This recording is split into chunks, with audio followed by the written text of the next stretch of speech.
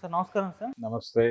Sir AP elections తర్వాత the political edge అనే ఒక సంస్థ సర్వే నిర్వహించి వాటి ఫలితాలను రిలీజ్ చేసింది సార్. అయితే ఇది ఎగ్జిట్ పోల్స్ అన్నట్టుగా సోషల్ మీడియాలో వైరల్ అవుతుంది. అయితే అది వైసీపీకేమో 102, టీడీపీకేమో 70 ప్లస్ వస్తాయని చెప్పేసి చెప్తుంది సార్. దాన్ని వైసీపీ వాళ్ళు ఫుల్గా ప్రచారం చేస్తున్నారు. టీడీపీ వాళ్ళు మాత్రం వాళ్ళు చేయించుకున్నారని ప్రచారం చేస్తున్నారు. మరి ఈ ఎగ్జిట్ పోల్ ఏది చెప్తుందో దాని ప్రకారమే వచ్చే ఛాన్సెస్ ఏమన్నా ఉన్నాయి? మీ ఒపీనియన్ ఏంటి సార్ వీటిపైన? అంటే ఇప్పటివరకు జరుగుతున్నటువంటి సర్వేలు అంటే సర్వే ప్రచారం అని ఒకటి జరిగింది ఎన్నికల్లో కొత్తగా. గతంలో లేదు ఇది. ఈసారి విస్తృతమైన సర్వేలు వచ్చినాయి. ఇప్పుడు ఎగ్జిట్ పోల్ దానికి రంగం సిద్ధం చేసినట్టుగా అనిపిస్తుంది ఇది చూస్తే. అంటే ఎవరి సర్వే వాళ్ళు చేసుకున్నారు, ఎవరి పద్ధతిలో వాళ్ళు సర్వేల ప్రభావం ఏ మేరకు ఉంటుంది ఓటర్ మీద. అంటే సర్వే అంటే ఏమిటి? ఇది గెలవబోతోంది అని చెప్పడం. ఈ గెలవబోతోంది అని చెప్పడం అనేది కొంతమందిని అంటే మనం సక్సెస్ఫుల్ టీంలో ఉందాము అనేటువంటి కోరిక ఉంటుంది కదా ఎవరికైనా. కాబట్టి గెలిచేదానికి ఓటేద్దామనే మూడ్ క్రియేట్ చేయడానికి ఈ సర్వే ప్రచారం అనేది టార్గెట్ చేశారు. ఓకే. ఆ మేరకు కొన్ని ఓట్లు అటువైపు తుళ్ళుతాయి అనేది వాళ్ళ ఉద్దేశం. యువతల ఓట్లు, డైలమాలో ఉన్నటువంటి న్యూట్రల్ ఓట్లు తమ వైపుకి లాక్కోవడానికి ప్రయత్నం. ఆ ప్రయత్నం వైసీపీ చేసింది, కూటమి కూడా చేసింది. అంటే ఇక్కడ ఒక విషయం గమనించాలి మనం. ఎవరైనా సరే తమ సర్వేయే నిజము అని చెప్తారు, అవతల వాళ్ళ సర్వే బూటకము అని చెబితే తప్ప వీళ్ళ సర్వే నిజము అనేది వీళ్ళు చెప్పుకోలేరు. ఈ సర్వేలు, ఎగ్జిట్ పోల్స్ ఇవన్నీ కూడా రేపొద్దున డబ్బాలు తెరిచిన తర్వాత ఇవన్నీ పక్కకి వెళ్ళిపోవాల్సిందే ఆ నిర్ణయం ముందు. అయితే ఏపీ కండిషన్ ఏంటంటే అంటే కూటమి బలంగా ఉంది అని వాళ్ళు చెప్పుకున్నారు. జగన్ ఓడిపోయాడు, అయిపోయింది, కొత్త ప్రభుత్వం ఏర్పడబోతోంది, మంత్రులు వీళ్ళు, ఉప ముఖ్యమంత్రులు వీళ్ళు దాకా ప్రచారం చేశారు. చంద్రబాబు నాయుడు గారు అసలు మొదట వ్యూహం ఏంటంటే అయింది, జగన్ ఓడిపోతున్నాడు, జగన్ విలను, జగన్ దుర్మార్గుడు, జగన్ అభివృద్ధి చేయలేదు, జగన్ అది, జగన్ ఇది అని చెప్పడమే ప్రధానంగా చేశారు వాళ్ళు. మేం గెలిస్తే ఏం చేస్తామనేది చెప్పుకోవాలి వాళ్ళు. కనీసం ఆడవాళ్ళకి బస్సుల్లో ఉచితం కల్పిస్తున్నాము అనే విషయాన్ని కూడా వాళ్ళు ప్రమోట్ చేసుకోవాలి. వాళ్ళు కనీసం ఒక బ్యానర్ కూడా పెట్టలేదు దానికి సంబంధించి. ఈ 6 ఆయన సూపర్ 6 అని చెప్పాడు. ఆ సూపర్ 6 ఏమిటో ఎవరికి చెప్పలా. గెలిస్తే ఏం చేయబోతున్నామో కంటే కూడా జగన్ విలన్ అనే విషయాన్ని చెప్పడం కోసం వాళ్ళు ప్రధానమైన ప్రచారం ఏమిటి? చంద్రబాబు గారి ఉపన్యాసాల్లో తమ్ముడు క్వార్టర్ ఎంతకు దొరుకుతోంది, 1 క్వార్టర్ సరిపోతుందా మనకి, 2 క్వార్టర్లు కావాలి కదా రోజుకి, ఇవే ఉపన్యాసాలు ఎన్నికల్లో. అదే చేశాడు ఆయన ఉపన్యాసాలు తీసి చూడండి. ఎంతసేపు జగన్ అది, జగన్ ఇది, జగన్ సైకో, జగన్ ఆయనకి నార్సిజం ఉంది, ఈ గోలే ఎక్కువ. అంతకు మించి మేమేం చేస్తాము, పోనీ అభివృద్ధి అని నువ్వు చెప్తున్నావు కదా, అభివృద్ధి ఏంటో చెప్పు. పైగా ఆయన్ని మోసుకు తిరిగేటువంటి జయప్రకాష్ నారాయణ లాంటి వాళ్ళు సంక్షేమానికి అభివృద్ధికి జరుగుతున్న యుద్ధం అని చెప్పి మాట్లాడారు. సంక్షేమం అంతకంటే చేస్తారన్నాడు చంద్రబాబు. కాబట్టి ఎన్నికల ప్రచారం ఎలాగైతే విస్పరింగ్ క్యాంపెయిన్ గాను, ప్రచార ఆర్భాటంగాను, అంటే పుకారు యుద్ధంగా చేశాడో చంద్రబాబు, అదే ధోరణి ఆయన సర్వేల్లోనూ కనిపించింది. అంతే తప్ప తెలుగుదేశం లేకపోతే కూటమి గెలిచేస్తుంది అనే వాతావరణం అయితే లేదు. ఆ అనుమానం వాళ్ళకే ఉంది. అంటే 2 పార్టీలు చివరికి పోల్ పర్సంటేజ్ చూపించి ఇదంతా ప్రభుత్వ వ్యతిరేకత అని చెప్పే ప్రయత్నం చేశారు. అది కూడా అవాస్తవమే. వాళ్ళు ఎలాగైతే ఓటర్లను పూల్ చేశారో వీళ్ళు కూడా అలాగే ఓటర్లను పూల్ చేసి పంపింగ్ చేశారు పోలింగ్ బూత్కి. దాంతో పోల్ పర్సంటేజ్ పెరిగింది, 82%కి వచ్చింది. అది ప్రభుత్వ వ్యతిరేక ఓటు అనే భ్రమలో ఉన్నారు వీళ్ళు. అది ప్రభుత్వ వ్యతిరేక ఓటు మాత్రమే కాదు, ప్రభుత్వ వ్యతిరేక ఓటు ఉండొచ్చు కానీ అది కేవలం ప్రభుత్వ వ్యతిరేక ఓటు మాత్రమే కాదు. ఇద్దరు పూల్ చేశారు ఎక్కడెక్కడ ఉన్న వాళ్ళని. బలానా వాడు మనకు ఓటేస్తాడని తెలిసిన వాడిని వాడిని బూత్లోకి వెళ్ళనివ్వకుండా వదలలేదు. ఈ కాన్సన్ట్రేషన్ చేయటం వలన పోల్ పర్సంటేజ్ పెరిగింది, అంతే, అది వాస్తవం. సో పోటాపోటీగా జరిగింది. ఇది కూటమి గెలిచేస్తుంది అనేది కేవలం విస్పరింగ్ క్యాంపెయిన్ అనే విషయం చంద్రబాబుకు తెలుసు, తెలుగుదేశం నాయకులకు తెలుసు. విస్పరింగ్ క్యాంపెయినే తప్ప, అంటే వాళ్ళు చేసిన ప్రచారం భ్రమలో వాళ్ళే పడిపోకుండా వాళ్ళకి తెలుసు, జ్ఞానం ఉంది వాళ్ళకి. సో సైలెంట్ అయ్యారు ఈ మధ్యకాలంలో, పెద్దగా వైలెంట్గా లేరు తెలుగుదేశం కావచ్చు, పవన్ కళ్యాణ్ కావచ్చు. అసలు బీజేపీ అయితే పురంధేశ్వరి గారు పోలింగ్ ముగిసిన తర్వాత ఆవిడ ఎక్కడ కనిపించడం లేదు, ఏమైపోయారో తెలియదు, ఆవిడ గాయబ్, టోటల్ సీన్లో లేదు ఆవిడ. ఈ ధోరణిలో ఇప్పుడు ఈ ఎగ్జిట్ పోల్ పేరుతో ఇది వచ్చింది 102 సీట్లు అని చెప్తున్నారు వాళ్ళు వైసీపీకి. కనీసం 110 స్థానాల్లో జగన్ గెలవచ్చు అనేది ఒక అంచనా. జగన్ 110లో గెలుస్తాడు అని నా అంచనా, 110 కనీసం. తెలుగుదేశం పార్టీ లేదు కూటమి గెలిచినా అది కూడా భారీ మెజారిటీ ఏం రాదు. ఈయన వైనాట్ 175 అన్నాడు జగన్మోహన్ రెడ్డి, అంత వచ్చే పరిస్థితి ఏం లేదు. మ్యాక్సిమం మహా వస్తే 110, ఈ 102 కూడా కావచ్చు. 102, 110 మధ్యలో నడుస్తుంది కథ.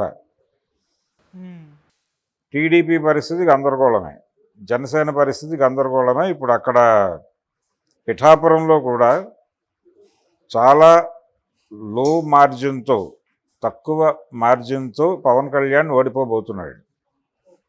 పిఠాపురంలో వంగా గీత గెలిచే ఛాన్సెసే ఉన్నాయి. అందుకని కూటమి గెలుస్తున్నాను అనేది కేవలం విస్పరింగ్ క్యాంపెయినే తప్ప గుసగుసల ప్రచారము, పుకారు యుద్ధము చేస్తాడు చంద్రబాబు నాయుడు గారు. అక్కడ గెలవబోయేది వైసీపీనే దాదాపుగా. అది ఎగ్జిట్ పోల్ అని చెప్తున్నారు కానీ ఒక రియాలిటీ, ఆ రియాలిటీ టీడీపీకి కూడా తెలుసు. అందువల్లనే కొంత సైలెంట్గా ఉన్నారు వాళ్ళు. వీళ్ళు కొంత ప్రిపరేషన్స్ చేసుకుంటున్నారు. ఏది అక్కడ వైజాగ్లో ప్రమాణ స్వీకార సన్నాహాలు చేసుకుంటున్నారని అదంతా ఆర్భాటం. అనవసరంగా డబ్బులు ఖర్చు పెట్టేస్తున్నారు వైసీపీ వాళ్ళని తెలుగుదేశం వాళ్ళు ఆవేదన చెందుతున్నారు. కానీ వాళ్ళకి కొంత జ్ఞానం ఉంది దానికి సంబంధించి. ఆ జ్ఞానం ఉండటం వల్లనే వాళ్ళు సన్నాహాలు చేసుకుంటున్నారు. లేకపోతే వాళ్ళు కూడా వీళ్ళలాగే ఉండాలి కదా. ఇంతవరకు టీడీపీ నుంచి ఒక నాయకుడు కూడా కాన్ఫిడెంట్గా మాట్లాడటం కనిపించలేదు. అంటే డాంబికంగా మాట్లాడుతున్నారు. డాంబికం వేరు, గంభీరంగా మాట్లాడటం వేరు. గంభీరంగా మాట్లాడుతున్నవాడు ఎవడు కనబట్టలేదు, బుల్డోజ్ చేస్తున్న వాళ్ళే కనిపిస్తున్నారు. వాళ్ళ శ్రేణుల్లో కూడా భయం ఉంది. ఒకవేళ ఈసారి పవర్ రాకపోతే ఏమిటి పరిస్థితి? ఇంత ప్రయత్నము అంటే ఇది చంద్రబాబు కొత్త ఏం కాదు. 2009 ఎన్నికల్లో కూడా ఆయన మహాకూటమి అని కట్టాడు. మామూలు కూటమి కాదు, టీఆర్ఎస్ని కూడా కలిపేసుకున్నాడు. కలుపుకుని మహాకూటమి కట్టి అసలు ఎప్పుడూ కలవరు అనుకున్న వాళ్ళందరినీ కలిపి కేసీఆర్ని కూడా తీసుకెళ్ళి ఎన్టీఆర్ ట్రస్ట్ భవన్లో కూర్చోబెట్టి ఒక పెద్ద యుద్ధతంత్రం చేశాను నేను, అయిపోయాడు వైఎస్ రాజశేఖర రెడ్డి అన్నాడు. కానీ రిజల్ట్ వచ్చింది, ఆయన గెలిచాడు. సరే, ఆ గెలుపుకు కారణం చిరంజీవి అనేది వేరే సిద్ధాంతం. చిరంజీవి పార్టీ పెట్టకపోతే మహాకూటమి గెలిచి ఉండేది అనేది ఒక సిద్ధాంతం ఉంది. అందులో కొంత వాస్తవం ఉండొచ్చు. కానీ ఈసారి పరిస్థితి అది కాదు. చంద్రబాబుని నమ్మలేదు జనాలు. ఒకటి, చంద్రబాబు ప్రచారం వికటించింది, ఎక్కువైపోయింది. ఈ విస్పరింగ్ క్యాంపెయిన్ ఓవర్ డోస్ అయిపోవడంతో అది వికటించిన సందర్భం కూడా ఉంది. దీనికి తోడు బీజేపీ మీద ఉన్న వ్యతిరేకత కూటమి మీద ప్రతిఫలించింది. అలా మోడీ కూడా వీళ్ళ ఓటమికి కొంత తన వ్యతిరేకత, కేంద్ర ప్రభుత్వ వ్యతిరేక ఓటు కూటమి ఓటుని దెబ్బతీసింది. దాన్ని ఐడెంటిఫై చేయట్లా వీళ్ళు. ఆ ప్రమాదాన్ని ఐడెంటిఫై చేసిన జ్ఞానులు కొంతమంది ఉన్నారు టీడీపీలో, గోరంట్ల బుచ్చయ్య చౌదరి లాంటి వాళ్ళు ముందే మాట్లాడారు ఇది కొంప ముంచేస్తుంది అని. అదే ముంచబోతోంది, అదే జరగబోతోంది. సో ఈ 102 అనేది కరెక్టే. 102 నుంచి 110 లోపు ఆ మధ్యలో ఉంటుంది. వైనాట్ 175 కాదు, 151 దాటి వస్తాయని మొన్న ఐపాక్లో తొడగొట్టి లండన్ వెళ్ళాడే. అది కూడా కాదు. ఎవరు గెలిచినా బొటాబొటీనే.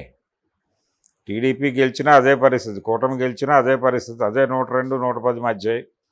వీళ్ళు గెలిచినా అదే 102, 110 మధ్య. జగన్కే ఎడ్జ్ ఉన్నమాట వాస్తవం. సార్ ప్రశాంత్ కిషోర్ అయితే 50 కంటే కూడా తక్కువే వస్తాయని చెప్పేసి చెప్పడం చూస్తున్నాం. అది జగన్మోహన్ రెడ్డి గారు వైసీపీ పార్టీకి 50 కంటే మించి రావు అని చెప్పేసి వీళ్ళిద్దరి మధ్య ఒక ఫైట్ అయితే నడుస్తుంది. ఒక పార్టీ 151 స్థానాల్లో గెలిచిన పార్టీ 50 సీట్లకు పరిమితం చేయాలంటే 100 సీట్లు రైజ్ జరగాలి అవతల. అవును. 100 సీట్లు రైజ్ జరగాలంటే ఎన్ని సెక్షన్స్ని వాళ్ళు ఆకట్టుకోవాలి అనేది ఆయన ఆలోచించట్లేదు. అంటే టోటల్గా తెలుగు సమాజం ఆంధ్రప్రదేశ్లో అన్ని కులాలు ఆయనకు వ్యతిరేకంగా ఉన్నాయనేది ఒక సీన్ క్రియేట్ చేద్దామని చూస్తున్నాడు అతను. చూశాడు, కానీ అది వాస్తవం కాదు. జగన్మోహన్ రెడ్డి ఓట్లేసిన వాళ్ళలో చాలామంది, ముఖ్యంగా పక్క ఊర్ల నుంచి వచ్చిన వాళ్ళు, హైదరాబాద్ నుంచి వెళ్ళిన వాళ్ళలో చాలామందిలో ఉన్న అభిప్రాయం ఏంటంటే, తమ తల్లిదండ్రులకు దూరంగా ఉంటున్న పిల్లలు జగన్ ఇస్తున్నటువంటి పింఛన్ల వలన కొంత ఇంట్లో సినిమా నడుస్తోంది, మనం ఇక్కడికి వచ్చేసి ఉన్నప్పటికీ జగన్ ఓడిపోతే అవి ఆగిపోతే మళ్ళీ ఆ భారం మన మీద పడుతుందేమో అనే భయంతో ఇక్కడి నుంచి వెళ్ళి ఓట్లేసి వచ్చారు. ఇది రియల్గా జరిగిన సందర్భం. సో ఈ సెంటిమెంట్ ఉంది. జగన్ ఇచ్చినటువంటి పింఛన్లు అది ప్రజల డబ్బులే ప్రజలకు ఇచ్చాడు అతను. జనం డబ్బులతో జనం ఓట్లు కొనుక్కోవడం అనే కాన్సెప్ట్ ప్రకారం దాన్ని 100% అతను నడిపాడు, సక్సెస్ అయ్యాడు. కాకపోతే జగన్ కంటే చంద్రబాబు ఎందుకు ప్రమాదకరము అంటే, చంద్రబాబు నాయుడు స్కీమర్. ఆయన అమరావతి స్కీమ్ చూశారు అందరూ. 5,000 ఎకరాల్లో సరిపోయే క్యాపిటల్కి 33,000 ఎకరాలు పూల్ చేసి ఏదో చేసేస్తాను, అది దాన్నేమో ఆర్గానిక్ క్యాపిటల్, గ్రీన్ క్యాపిటల్ అని ఈయనేమో భజన చేస్తాడు జయప్రకాష్ నారాయణ. అసలు అక్కడ జరిగేదే కుంభకోణం. నిజానికి రియల్ ఎస్టేట్ వాళ్ళు తెలుగుదేశం గెలవాలని కోరుకుంటున్నారు. టీడీపీ గెలిస్తే అమరావతి భూములకి కొంచెం ధరలు వస్తాయి, ఆ ప్రాంతాల్లో భూములకు ధరలు వస్తాయి, అపార్ట్మెంట్లు అమ్ముకోగలుగుతాం, రియల్ ఎస్టేట్ భూమి వస్తుంది, లేకపోతే భూమి వస్తుంది. అంటే చాలా సింపుల్ లాజిక్ ఏంటంటే, ధరలు పెరిగిపోతే, అంటే టీడీపీ వస్తే భూములు ధరలు పెరిగిపోతే మనం కుంటో సెంటో కూడా కొనుక్కోలేం, చిన్న గుడిసి కూడా వేసుకోలేం అనే అభిప్రాయం కలుగుతుంది కదా ప్రపంచానికి, వీళ్ళ హడావిడికి. ధరలు పెరిగినా పర్లేదు అంటే వ్యాపారస్తులకి టీడీపీ వస్తే మంచిది అనే ఒక పిక్చర్ని వాళ్ళే ఇచ్చారు. వాళ్ళ మీడియాలో వచ్చిన వార్తలే, తెలుగుదేశం పార్టీకి చెందిన పేపర్లలో వచ్చిన వార్తలే. ధరలు పెరుగుతాయి టీడీపీ గెలిస్తే అని రియల్ ఎస్టేట్ వ్యాపారులు పండగ చేసుకుంటున్నారని ఆంధ్రజ్యోతి లాంటి పేపర్లే రాసినాయి. దాన్ని చదివిన వాడు ఏమనుకుంటాడు, తెలుగుదేశం పార్టీ గెలిచేస్తే మనం కుంటో సెంటో కూడా కొనుక్కోలేము, జగనే గెలిస్తే బెటరు, రియల్ ఎస్టేట్ ధరలు పతనం అయితే మనం ఏదో ఒకటి కొనుక్కోవచ్చు అని అనుకుని జగన్ని గెలిపించే అవకాశం ఉంది కదా. సో ఇలా బూమరాంగ్ అయినాయి వాళ్ళ ప్రచార వ్యూహాలన్నీ. అభివృద్ధి అనేది ప్రమాదకరం అని కూడా జనాలు అనుకునే పరిస్థితి ఉంది. ఈ కండిషన్లో జరిగినటువంటి పోల్ అది. అందుకని ఏదో అతను వెళ్ళను, అతను ఓడిపోతున్నాడు, ఇవన్నీ ఉట్టి మాటలు. జగన్ గెలవడానికి ఛాన్సెస్ బలంగా కలవు. 102 నుంచి 110 లోపు గ్యారంటీగా అతను గెలుస్తున్నాడు. Okay sir, thank you so much. Thank you.